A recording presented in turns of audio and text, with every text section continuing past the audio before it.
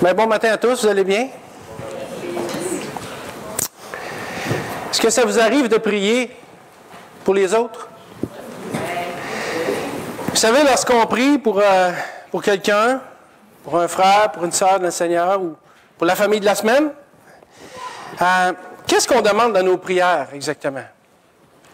Habituellement, on prie pour un besoin ou une requête spécifique ou encore pour une bénédiction quelconque. Et c'est très bien de faire ça.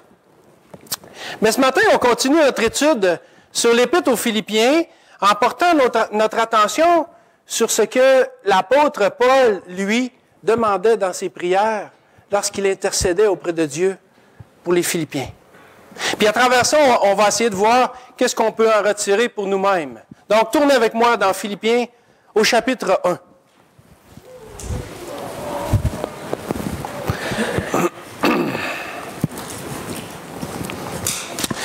Dans les deux derniers messages, Vincent nous a parlé de la reconnaissance et de la joie que Paul manifeste envers les Philippiens à cause de la part qu'ils prennent à l'Évangile.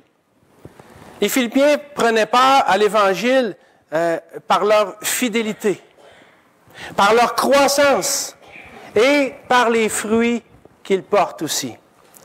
Vous savez, l'Évangile, ce n'était pas pour les Philippiens seulement qu'un message qu'ils avaient reçu. L'Évangile était pour les Philippiens une façon de vivre. Et l'apôtre Paul se réjouit de ça. C'est ce qu'on a vu dans les versets 3 à 8 dans les deux dernières semaines avec Vincent. Au verset 4, Paul mentionne aux Philippiens qu'il prie pour eux. Et ce matin, après avoir exprimé sa joie envers les Philippiens, Paul nous explique en quoi consiste sa prière pour les Philippiens. Et c'est ça qu'on va voir. Donc, on va lire Philippiens 1, les versets 9 à 11. Mais juste avant, on va prier. Seigneur Jésus, Seigneur notre Dieu, je veux se présenter devant toi ce matin pour te demander de parler à nos cœurs, de parler à nos consciences, à nos âmes. Seigneur, on ne veut pas aborder les Saintes Écritures n'importe comment. On veut se présenter devant toi avec un cœur disposé et te demander que tu bénisses ta parole dans nos cœurs, ainsi que toute cette étude qu'on fait. Sois béni, Seigneur, et parle-nous ce matin à chacun d'entre nous, comme tu m'as parlé à moi cette semaine. Amen. Alors, prions Philippiens 1, pas prions, mais lisons Philippiens 1. Vous pouvez prier si vous voulez, c'est très contextuel. Alors, versets 9 à 11. Paul dit, « Et ce que je demande dans mes prières, c'est que votre amour augmente de plus en plus en connaissance et en pleine intelligence pour le discernement des choses les meilleures, afin que vous soyez purs et irréprochables pour le jour de Christ, remplis du fruit de justice qui est par Jésus-Christ, à la gloire et à la louange de Dieu. » Ce matin, il y a 3 points que je veux relever de l'intention de l'apôtre Paul dans sa prière pour les Philippiens. Et le premier point qu'on va voir, c'est que Paul demande, il dit, c'est que votre amour augmente. On pourrait paraphraser le début du verset 9, quand il dit, ce que je demande dans mes prières. On pourrait paraphraser en disant, voilà ce pourquoi je prie quand je pense à vous. Parce que c'est exactement l'intention de Paul. Voilà ce pourquoi je prie quand je pense à vous. C'est que votre amour augmente de plus en plus en connaissance et en pleine intelligence pour le discernement des choses les meilleures. C'est intéressant de voir ici que Paul prie intentionnellement pour que l'amour des Philippiens augmente. Alors, si Paul prie de façon intentionnelle pour que l'amour des Philippiens augmente, est-ce que ça veut dire que les Philippiens n'avaient pas d'amour entre eux? Non, c'est pas ça que ça veut dire. Les Philippiens ne manquaient pas d'amour. Mais Paul voulait que les Philippiens développent de façon continue. C'est ça qu'il dit dans le verset. Je prie que votre amour augmente de plus en plus. De plus en plus. Donc, Paul voulait que l'amour des Philippiens augmente de façon continue vers une véritable maturité spirituelle. dans l'amour qu'ils ont les uns pour les autres. Donc, l'amour dont il est question ici, étant donné que ça pointe vers la maturité spirituelle, ce n'est pas l'amour qu'on pourrait qualifier de peace and love. Vous savez, cet amour-là, où dans les années 60-70, les gens se mettaient des fleurs dans les cheveux, et là, ils aimaient tout le monde, disaient à tout le monde qu'ils étaient beaux, qu'ils étaient fins. C'est pas de cet amour-là que Paul parle ici. Et ce n'est pas non plus d'un amour superficiel et politique qui fait qu'on achète la paix pour sauver les apparences ou pour éviter des problèmes. Vous savez, des fois, c'est plus facile. On va acheter la paix, on va taire telle situation. C'est pas de cet amour-là. On pense qu'on aime quand on fait ça, mais on va voir que ce n'est pas le cas. Je parle pas d'une façon absolue. Il peut y avoir certaines circonstances, des fois, qui, comme je dis souvent moi-même, parfois, il vaut mieux perdre une bataille pour s'assurer de gagner la guerre. Mais ça ne doit pas être une façon générale d'agir dans l'amour, ça. Donc, ce n'est pas non plus de cet amour-là que Paul parle ici. Et l'amour dont Paul parle ici, ce n'est pas non plus un amour émotionnel, c'est-à-dire basé sur les émotions, qui est un amour souvent aveuglé et totalement illusionné par un écran de fumée, par des émotions. Ce n'est pas de ça que Paul parle ici. Paul ici, ce qu'il nous parle, c'est d'un amour éclairé et vrai, qui a ses racines dans la pensée même de Dieu et qui, ultimement, vise la gloire de Dieu. Comme il le dit lui-même à la fin du verset 11, à la gloire et à la louange de Dieu. Donc, Paul est en train de prier pour que les Philippiens développent un amour mature qui trouve ses racines dans la pensée et dans le cœur même de Dieu. Cet amour-là, nous dit Romains 5,5, est répandu dans nos cœurs par le Saint-Esprit qui nous a été donné. Alors, puisque cet amour-là trouve ses racines, est répandu dans nos cœurs par le Saint-Esprit qui nous a été donné, il puise sa source en Dieu lui-même pour amener le croyant à une véritable maturité spirituelle. Évidemment, cela comporte l'aspect de l'amour qui veut qu'on prenne soin les uns des autres. L'amour qui vient de Dieu veut toujours qu'on prenne soin les uns des autres. Mais ce n'est pas dans cette direction-là que je vais aller ce matin parce que Paul, dans sa pensée ici, ce n'est pas ça. On s'aime, on prend soin, ce n'est pas ça. Ça fait partie de ça, mais le point n'est pas là. Alors, je n'irai pas dans la direction qu'on s'aime pour se faire du bien, même si c'est là. Paul ici prie que l'amour des Philippiens croisse, de plus en plus, comme il le dit lui-même, vers une maturité spirituelle. Comment? Le verset nous dit, en connaissance et en pleine intelligence. En connaissance et en pleine intelligence, c'est sous-entendu ici dans le contexte de la parole de Dieu et de la volonté de Dieu.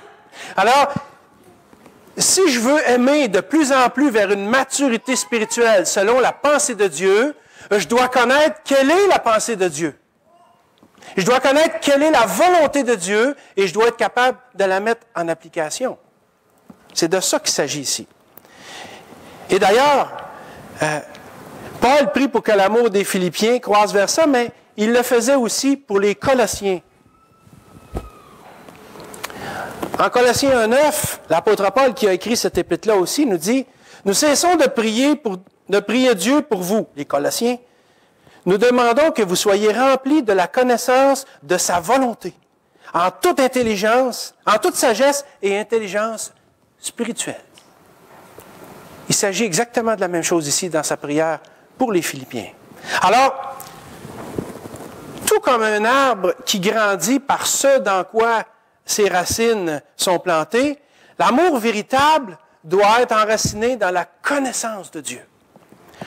Et il doit se nourrir des vérités de la parole de Dieu afin d'atteindre une véritable maturité spirituelle dans l'amour et pour le discernement des choses les meilleures. Maintenant, qu'est-ce que Paul veut dire quand il parle du discernement des choses les meilleures? Le discernement, si on veut essayer d'imaginer ça, on pourrait dire que c'est un peu comme des rayons X.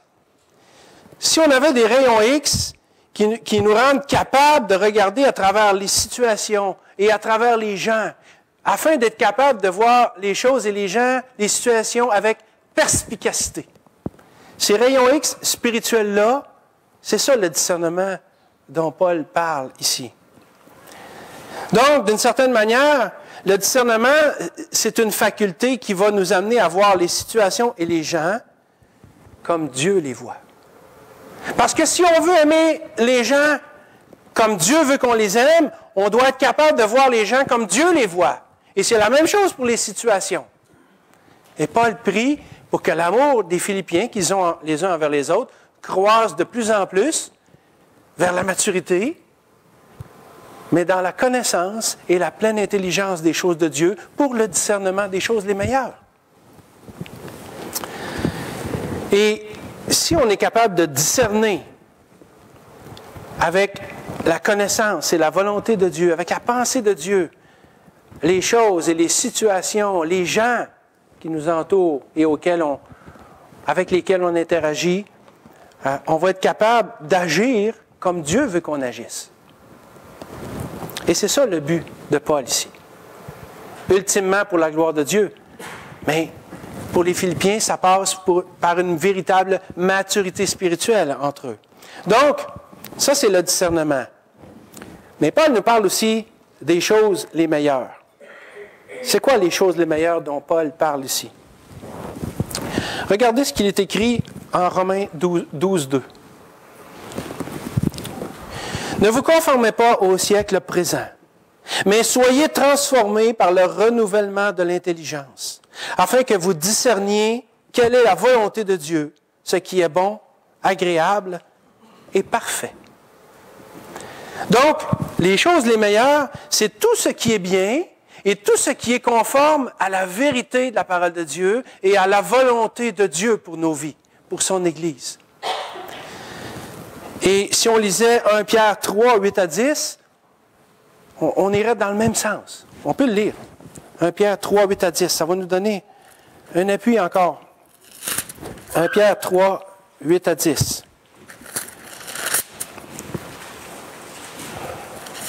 L'apôtre Pierre écrit: « Enfin, soyez tous animés des mêmes pensées et des mêmes sentiments, pleins d'amour fraternel, de compassion, d'humilité. Ne rendez point le mal pour le mal ou injure pour injure. Bénissez, au contraire, car c'est à cela que vous avez été appelés afin d'hériter la bénédiction.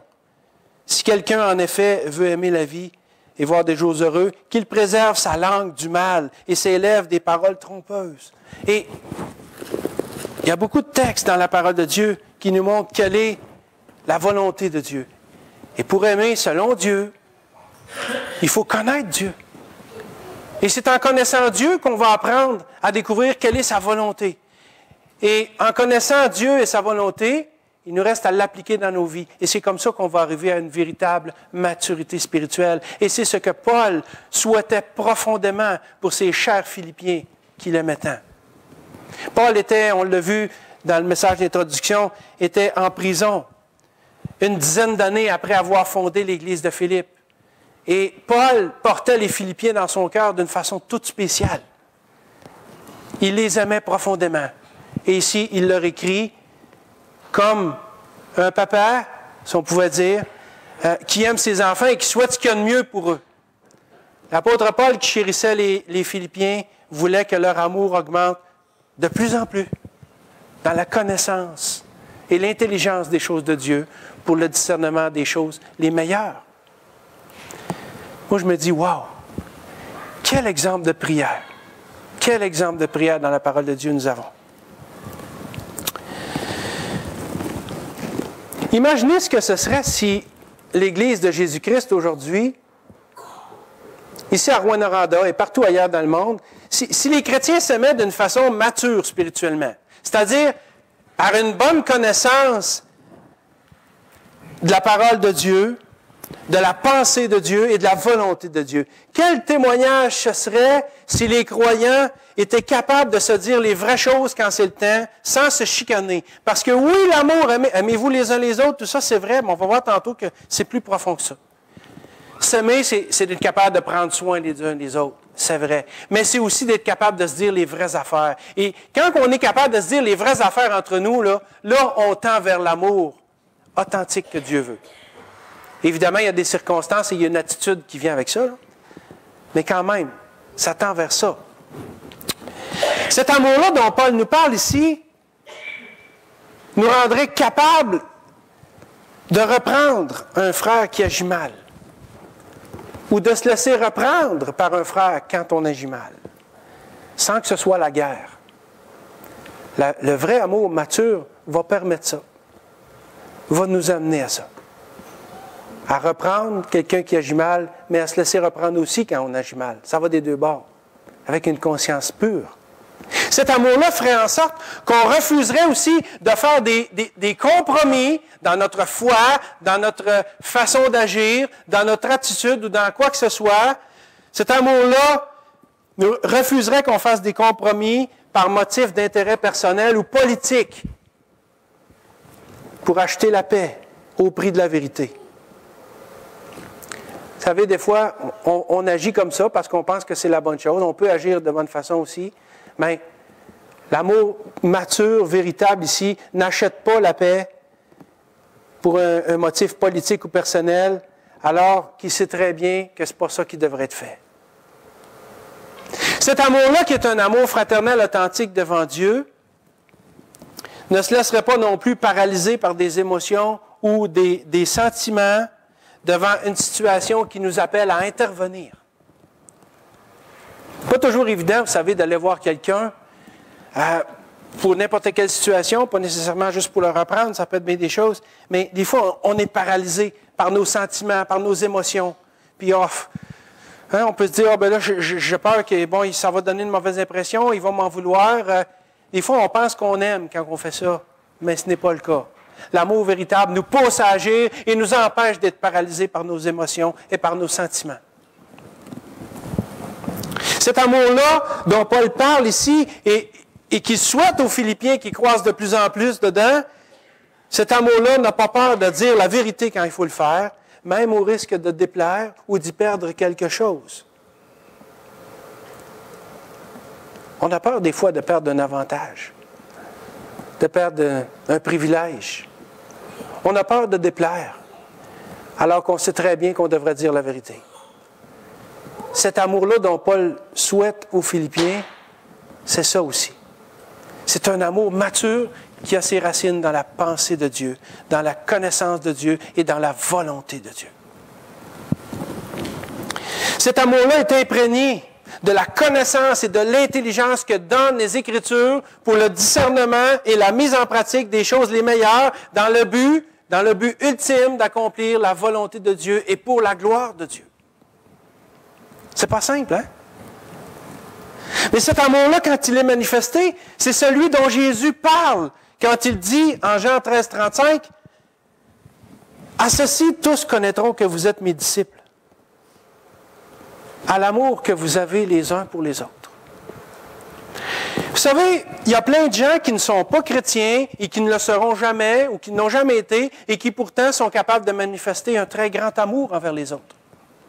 L'amour, là, c'est pas réservé juste aux chrétiens, ça, là. N'importe qui à travers le monde est capable d'aimer. Même les pires criminels sont capables d'aimer. Alors, l'amour, ce n'est pas réservé qu'aux chrétiens. Alors, c'est quoi la différence entre l'amour chrétien et l'amour tout court? La différence, c'est d'aimer selon Dieu. Quand Jésus a dit « À ceci, tous connaîtront que vous êtes mes disciples, si vous avez de l'amour les uns pour les autres », il a d'abord dit au verset précédent, en Jean 13, 34, « Je vous donne un commandement nouveau.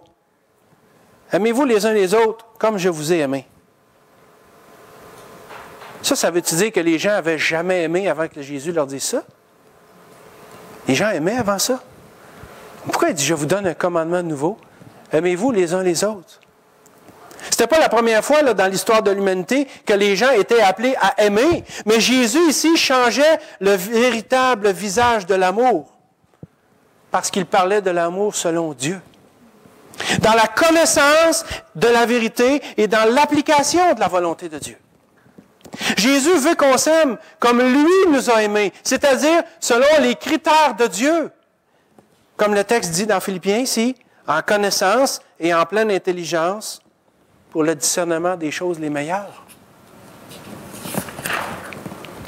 Mais combien de fois on ne fait pas ce qu'on devrait faire ou qu'on ne dit pas ce qu'on devrait dire parce qu'on a peur de déplaire ou d'offenser? Alors qu'on sait très bien, dans le fond, que c'est juste un manque de courage de notre part.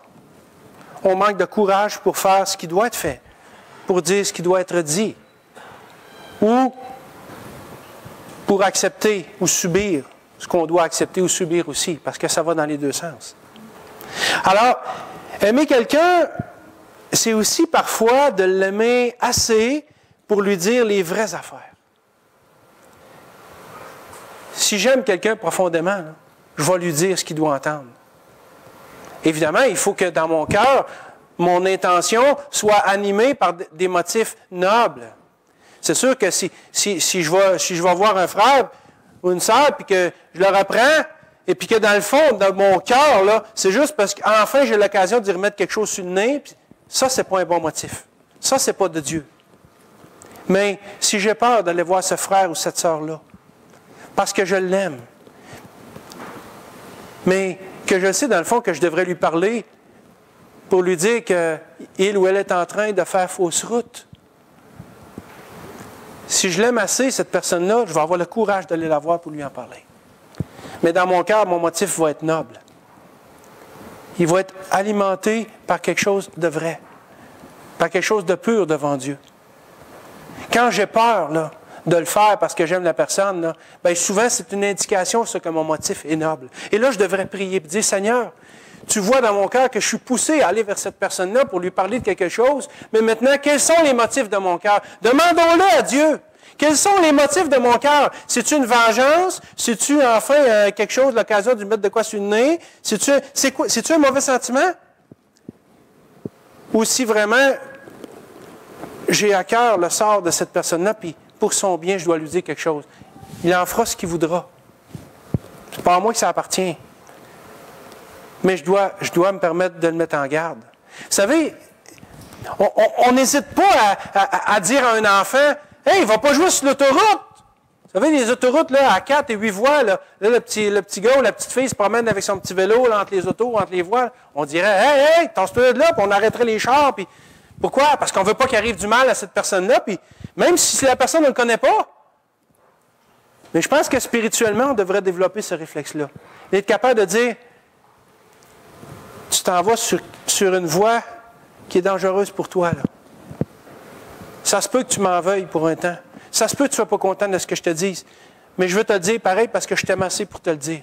Va pas là, c'est dangereux. Va pas là, tu vas te faire mal.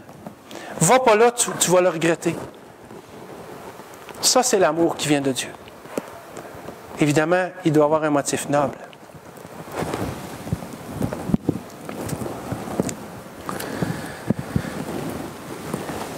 Aimer quelqu'un, c'est parfois de l'aimer assez pour lui dire les vraies affaires. Vous savez, quand un croyant se comporte mal ou déshonore le nom du Seigneur et qu'on refuse de le reprendre parce qu'on ne veut pas se faire dire de se mêler de nos affaires, parce qu'on ne veut pas se faire dire qu'on est légaliste, parce qu'on ne veut pas se faire dire n'importe quoi. C'est pas évident tout ça. Mais le discernement des choses les meilleures devrait nous amener à agir quand même. Quand même, pour le bien de cette personne-là. Évidemment, comme je le disais, il faut le faire avec un amour véritable et avec la douceur qui s'impose. On ne doit pas fesser sur les gens à grands coups de Bible. Tu vas-tu comprendre, c'est ça, la balade de Dieu? Ça, c'est pas correct. C'est pas correct. On n'a pas besoin de ça. On ne voudrait pas se le faire faire, puis on n'a pas à le faire aux autres. C'est le Saint-Esprit qui convainc les cœurs, c'est pas nous autres. Mais parfois, le Seigneur nous appelle à être ses messagers. Puis, c'est ingrat. Vous savez, dans l'Antiquité et au Moyen Âge, les messagers avaient une job très dangereuse parce que, en principe, ils auraient dû avoir l'immunité diplomatique, mais quand les gens allaient vers un roi étranger, partaient d'un royaume, puis disaient, écoute, là, mon roi s'en vient de dire que si tu ne donnes pas ton argent, ton or, tes femmes, tes enfants, on voit ça dans la Bible, on va venir et on va t'envahir. Si vous pensez que le roi qui se fait, hein, y a-tu le goût de zigouiller le messager qui est là? Le messager, là, c'est pas de sa faute. C'est juste le messager. C'est pas le messager qui doit en vouloir, c'est au roi. Puis je pense que spirituellement parlant, quand le Seigneur nous demande d'être un messager, un porte-parole, on doit le faire. Ça se peut. Ça se peut qu'on ait des représailles. C'est possible, ça fait partie du... Mais, en quelque part, il faut obéir à Dieu pour nous-mêmes et il faut prier pour que la personne reçoive ce que Dieu a à lui dire aussi. Donc, ce que Paul demande dans sa prière pour les Philippiens, c'est que l'amour qu'ils ont les uns envers les autres devienne de plus en plus mature spirituellement en s'enracinant dans la parole de Dieu pour qu'ils soient capables d'agir selon la volonté de Dieu devant toutes les situations. L'amour peace and love ne fera pas ça. Ah non, t'es beau, t'es fin, ce que tu penses c'est correct. Ah, c'est donc facile. Mais c'est pas ça l'amour que Paul souhaite aux Philippiens ici. Pas du tout. Alors maintenant, on va voir pour quelle raison l'apôtre Paul prie comme ça. Donc il disait, c'est que votre amour augmente de plus en plus. Maintenant, il va dire, afin que vous soyez purs et irréprochables pour le jour de Christ, remplis du fruit de justice qui est par Jésus-Christ. Donc, Paul prie pour que les Philippiens soient purs et irréprochables pour le jour de Christ. Le mot « pur » ici, il signifie authentique. Authentique. Et en grec, ce mot-là se réfère à la notion d'être testé à la lumière du soleil. Donc, être authentique. Testé à la lumière du soleil. Et cela se réfère à une vieille coutume dans l'Antiquité. Quand les vendeurs malhonnêtes vendaient des poteries, des vases de terre cuite, tout ça, ça arrivait des fois qu'il y a des vases qui avaient des craques dedans, des fêlures.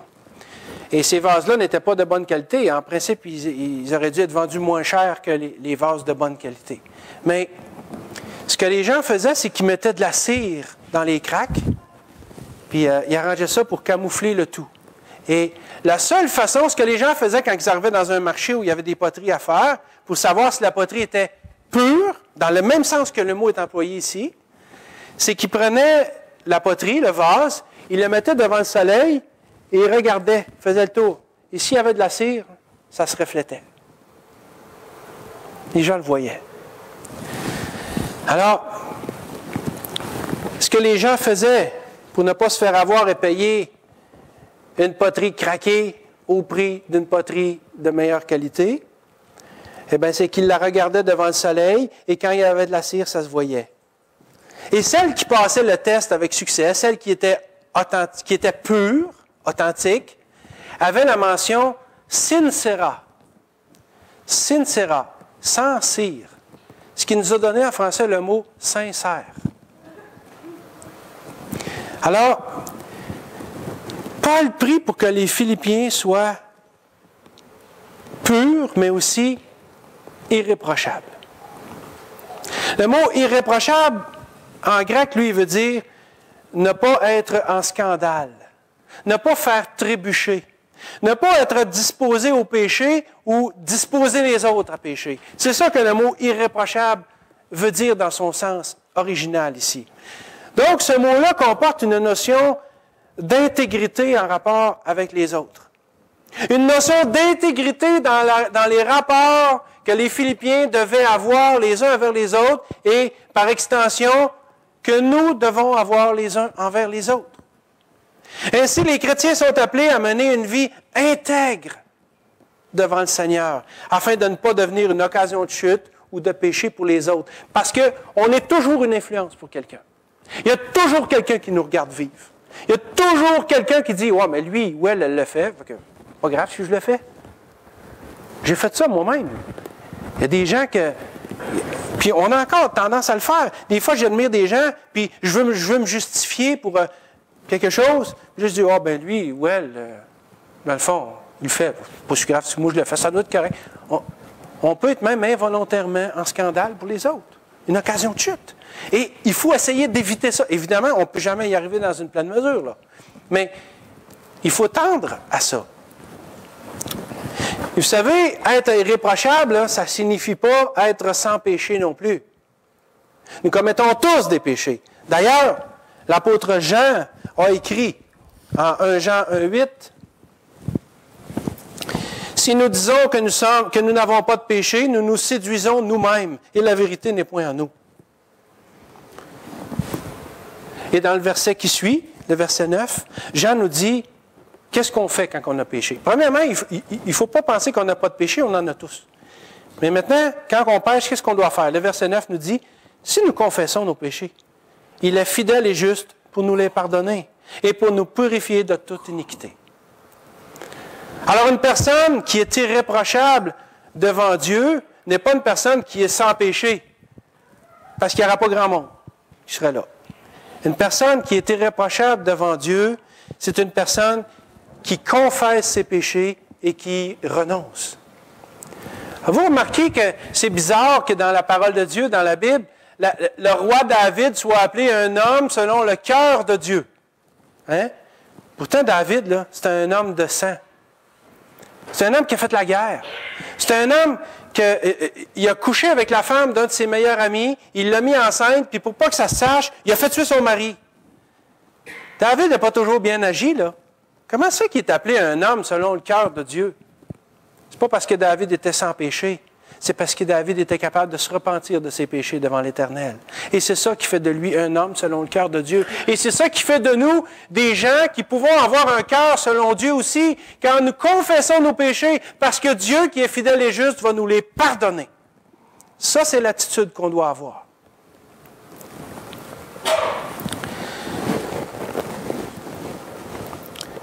Un jour, le Seigneur va revenir chercher son Église. Un jour, le Seigneur va revenir chercher tous les croyants. Quand je parle de l'Église, là, c'est l'Église avec un grand E, c'est-à-dire tous les croyants du monde entier qui lui appartiennent vraiment. Et regardez bien comment ça va se passer. En 1 Thessaloniciens 4, des versets 15 à 18, ça nous dit, et c'est l'apôtre Paul qui explique ça, aux Thessaloniciens qui se posaient justement des questions à cause qu'il était arrivé des faux enseignants à Thessalonique qui leur donnaient le trouble de ceux qui sont morts et tout ça. Alors Paul leur écrit, il leur dit, « Voici en effet ce que nous vous déclarons d'après la parole du Seigneur. Nous, les vivants, restés pour l'avènement du Seigneur, nous ne devancerons pas ceux qui sont décédés. Car le Seigneur lui-même a un signal donné à la voix d'un archange et au son de la trompette de Dieu descendra du ciel et les morts en Christ ressusciteront premièrement. Ensuite, nous, les vivants qui serons restés, nous serons tous ensemble enlevés avec eux sur des nuées à la rencontre du Seigneur dans les airs. Et ainsi, nous serons toujours avec le Seigneur. Consolez-vous donc les uns les autres par ces paroles. » Alors, il est bon que nous sachions qu'un jour, le Seigneur va revenir chercher son Église, c'est-à-dire tous les croyants nés de nouveau, tous ceux qui appartiennent vraiment à Jésus-Christ dans ce monde. Et ceux qui nous ont précédés dans les siècles passés, les années passées et depuis les 2 millénaires, ils ne seront pas oubliés. Ils vont premièrement ressusciter et avec ceux qui sont vivants présentement, tout le monde ensemble va monter. Le Seigneur va revenir chercher son Église et il n'exclura personne. Et après que le Seigneur va être revenu prendre son Église avec lui, les croyants vont passer devant ce que la parole de Dieu appelle le tribunal de Christ. Ce tribunal-là, ce n'est pas un tribunal en vue du salut, parce qu'il s'agit de croyants. Donc, ce n'est pas le salut des gens qui vont être jugés au tribunal de Christ, parce que c'est un tribunal pour les croyants. Ce tribunal-là n'est pas en vue du salut, mais les croyants vont y rendre compte de leur vie. Tout ce qu'on va avoir fait durant notre vie, on va avoir des comptes à rendre au Seigneur pour ça. Et c'est là qu'on va recevoir les fameuses récompenses éternelles. Demandez-moi pas c'est quoi les récompenses éternelles, j'en ai aucune idée. Mais la parole de Dieu nous dit qu'on va avoir des récompenses éternelles. Et la parole de Dieu nous dit qu'on va avoir des comptes à rendre pour notre vie. On ne perdra pas notre salut, mais on va avoir des comptes à rendre. Regardez ce que 2 Corinthiens 5, 9 et 10 nous dit en parlant de ce jour. C'est pour cela aussi que nous nous efforçons de lui être agréables, soit que nous demeurions dans ce corps, soit que nous le quittions. car il faut tous comparaître devant le tribunal de Christ, afin que chacun reçoive selon le bien ou le mal qu'il aura fait, étant dans son corps. Et en 1 Corinthiens 3,15, on peut lire aussi, « Si l'œuvre de quelqu'un est consumée, il perdra sa récompense. Pour lui, il sera sauvé, mais comme à travers le feu. » Alors, le tribunal de Christ n'est pas pour juger le salut des croyants, c'est pour juger les œuvres des croyants. Et le salut n'est pas en cause ici parce qu'il s'agit de croyants. Donc, le jour où le Seigneur va revenir chercher l'Église, les croyants vont être examinés à la lumière de Dieu pour répondre de leur vie. Un peu comme ce vase. Est-ce qu'on va avoir la mention sincera? Sincère? Sincère? C'est à ça que Paul faisait allusion. On ne sera pas examiné en fonction, vous savez, des fois, là, on se leurre nous-mêmes. Là, on dit au tribunal de Christ, comment ça va se passer, mais que je comparaisse devant Dieu. Dieu, là, on ne sera pas examiné là en fonction de notre connaissance théorique des Écritures. Ah, toi, là, toi, tu connaissais bien les Écritures. Ah, toi, tasse-toi, tu ne connaissais pas grand-chose. C'est pas ça, mais pas tout. Notre connaissance des Écritures ne sera pas évaluée là, sauf en fonction de comment on va l'avoir appliqué pour nos vies. Parce que si on en connaît plus, on a une plus grande responsabilité de l'appliquer. Donc, et au tribunal de Christ, on ne sera pas évalué non plus en fonction de notre compréhension, de notre interprétation des prophéties. Hey, puis, as-tu trouvé qu'est-ce que ça voulait dire 666 finalement? Non, c'est pas de ça qu'il va s'agir ici. Pas du tout. On va être examiné en fonction de comment nous allons avoir vécu notre vie chrétienne. Comment est-ce que nous allons avoir été le reflet de Jésus-Christ ou non dans notre vie. C'est pour ça qu'on doit s'efforcer de paraître pur et irréprochable devant lui. Et c'est ce que Paul souhaite aux Philippiens, qu'ils soient purs et irréprochables pour le jour de Christ. Évidemment, comme je l'ai dit tantôt, on a tous des manquements. Mais souvenons-nous des paroles de 1 Jean 1,9. Si nous confessons nos péchés, il est fidèle et juste pour nous les pardonner et pour nous purifier de toute iniquité. Laissons-nous pas abattre, frères et sœurs, par nos manquements, par nos péchés, mais relevons-nous. Allons au pied de la croix où notre Sauveur a payé pour nos péchés passés, présents et futurs, et où sa grâce abonde. En Romains 5, l'apôtre Paul nous dit, « Car là où le péché a abondé, la grâce a surabondé. » Privons-nous pas de cette grâce surabondante-là de Dieu. On n'a pas à le faire.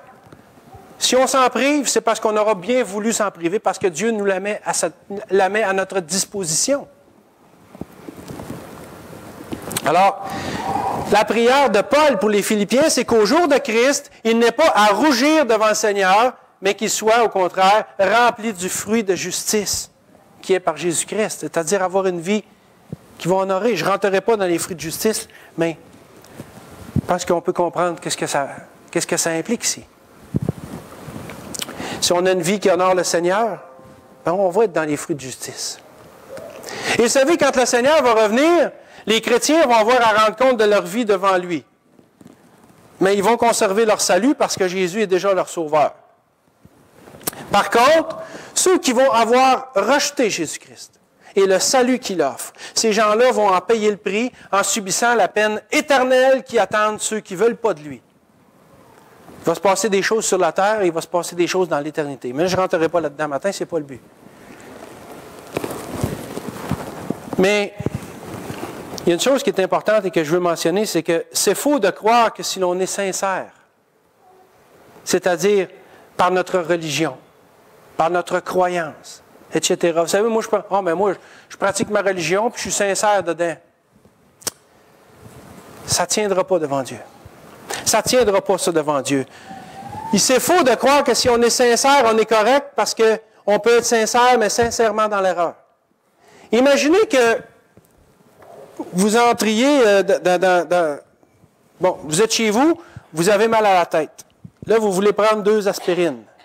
Vous rouvrez la pharmacie, vous prenez la bouteille d'aspirine, mais il y a quelqu'un qui a enlevé les aspirines puis qui a mis des comprimés de poison dedans.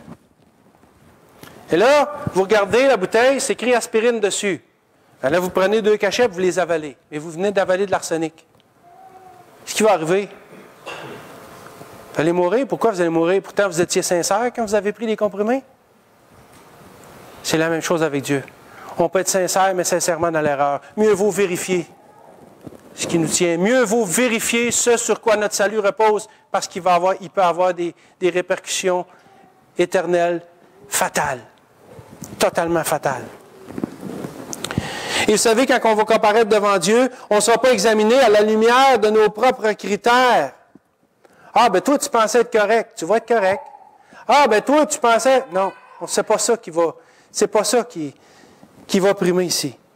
On va être examiné à la lumière de ce que Dieu dit. Et Dieu dit dans sa parole, dans le livre des Actes, au chapitre 4 et au verset 12, qu'il n'y a de salut en aucun autre. Car il n'y a sous le ciel aucun autre nom qui ait été donné parmi les hommes par lequel nous devions être sauvés.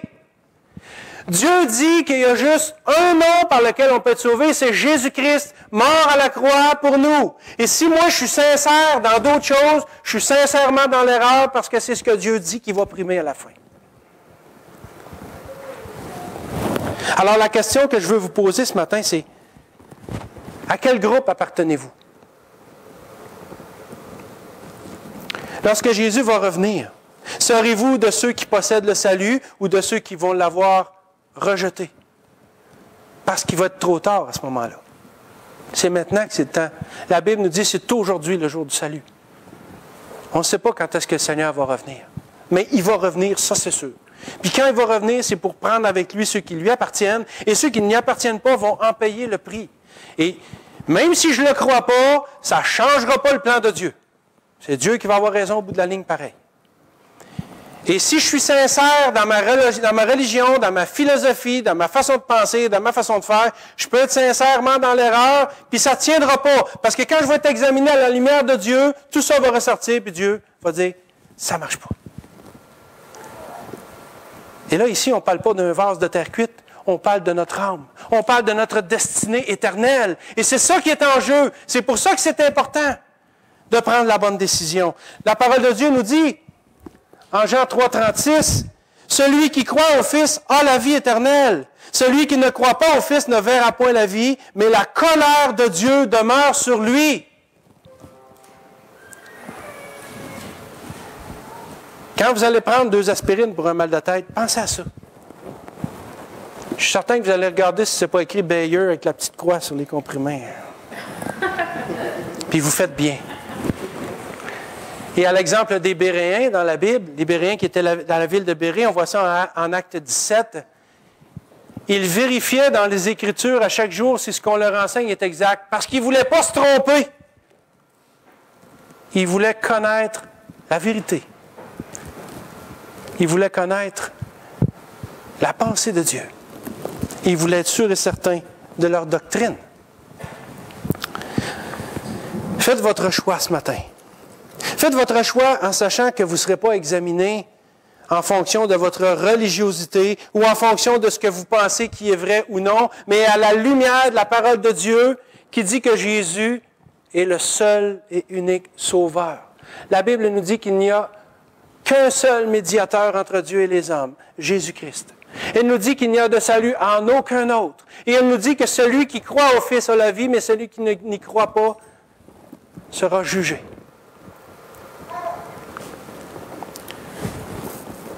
J'aimerais vous lancer un appel ce matin. Êtes-vous allé au pied de la croix un jour pour demander pardon à Dieu? Avez-vous reçu sa grâce? Avez-vous reçu le salut qu'il vous offre? Le salut pour lequel il est mort, pour lequel il a payé si chèrement, pour lequel il a été torturé de son plein gré,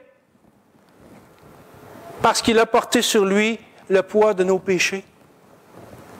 Jésus a porté sur lui le poids de tous nos péchés. Et ça a été atroce, au point même que le Père, pour un temps, s'est détourné des regards de lui pour que Jésus subisse la pleine condamnation qui nous était due. Et cette condamnation, il peut nous l'enlever. Vous n'avez qu'à aller au pied de la croix. Bon, prenez pas l'avion pour Jérusalem, vous pouvez le faire ici ce matin. Simplement dans vos cœurs, vous recueillir puis dire à Dieu que vous voulez de lui comme sauveur. Que ce jour extraordinaire où le Seigneur va revenir chercher les siens, que vous voulez faire partie de la gang, que vous ne voudrez pas être laissé derrière, parce qu'après, il va être trop tard. Le temps de la grâce va être fini. Le Seigneur vous offre ce salut ce matin. J'aimerais prier et si vous le désirez, faites cette prière avec moi. Cette prière-là n'est pas magique. Ce n'est pas les seuls mots qu'on doit utiliser, c'est simplement la pensée de ça qui est importante. Alors, répétez dans votre cœur sensiblement ce que je dis, mais et pas parce que c'est moi qui le dis. Faites monter ce qu'il y a dans votre cœur vers Dieu, parce que c'est à lui qu'il faut vous parliez. C'est à lui que vous devez vous adresser. C'est lui qui va vous sauver, c'est pas moi. Moi, je fais juste vous guider vers lui. Prions. Seigneur Jésus, Seigneur notre Dieu. Seigneur Jésus, je comprends peut-être pas tout ce que tu as fait sur cette croix. Mais j'ai entendu ce matin, et je suis responsable de ce que j'ai entendu. J'ai entendu que tu veux me sauver parce que je suis perdu. Et Seigneur, je veux me laisser trouver par toi. Seigneur, prends mon péché et couvre-moi de ta grâce en retour. Seigneur, fais de moi ton enfant. Je t'accepte comme Sauveur et Seigneur à l'instant même. Transforme ma vie, Seigneur. Je sais que tu es mort pour moi. Maintenant, je veux vivre pour toi. Ma vie t'appartient, Seigneur. Sois maintenant mon Sauveur et le Seigneur de ma vie. Amen. Alors, n'hésitez pas à venir me voir à la fin ou aller voir quelqu'un que vous connaissez pour en parler si vous avez fait ce pas, parce que c'est quelque chose d'important et de très réjouissant, puis on veut se réjouir avec vous si vous l'avez fait. Troisième point, on continue. Donc, Paul prie, ce que je demande dans mes prières, c'est que votre amour augmente de plus en plus, afin que vous soyez purs et irréprochables pour le jour de Christ, et maintenant, à la gloire et à la louange de Dieu. Le but ultime de la prière de Paul pour les Philippiens, c'est la gloire de Dieu, comme il le mentionne ici. En 1 Corinthiens 10, 31, on n'ira pas le lire, mais vous pouvez le prendre en note si vous voulez, 1 Corinthiens 10, 31, on peut lire que tout ce que nous faisons, nous devons le faire pour la gloire de Dieu. Et en Colossiens 1, 16, la parole de Dieu nous dit que tout a été créé par lui et pour lui. Donc, le but ultime de notre existence est pour la gloire de Dieu. Allez pas penser qu'on vit pour soi-même. On a été créé par Jésus-Christ et pour Jésus-Christ dans le but ultime de la gloire de Dieu. Donc, même nos prières devraient être faites dans ce but ultime-là qui est la gloire de Dieu. Et ce que Paul demande dans ses prières pour les Philippiens, c'est qu'ils agissent, qu'ils tendent vers une maturité dans l'amour spirituel, dans la pleine connaissance de la pensée de Dieu, de la volonté de Dieu et de l'application de la parole de Dieu dans leur vie pour le but ultime de la gloire de Dieu à sa louange. Et je pense que quand on devrait prier, on devrait aussi avoir cette pensée-là. Ça ne veut pas dire qu'on ne peut pas prier pour tout le reste. Ce n'est pas ça que je dis. Mais même le Notre Père. Souvenez-vous, le Notre Père, vous connaissez sûrement le Notre Père, hein? Comment ça commence? Notre Père qui es aux cieux, que ton nom soit sanctifié, que ton règne vienne, que ta volonté soit faite sur la terre comme au ciel. Voyez-vous, même Jésus commence par prier pour la gloire de Dieu dans ses prières. C'est un exemple qu'il nous donne. Et Paul prie la même chose pour les Philippiens. Ce que je demande pour vous, c'est que votre vie soit à la gloire de Dieu. L'intention de Paul dans sa prière pour les Philippiens me parle beaucoup personnellement. C'est bien que l'on prie les uns pour les autres pour nos besoins physiques, matériels,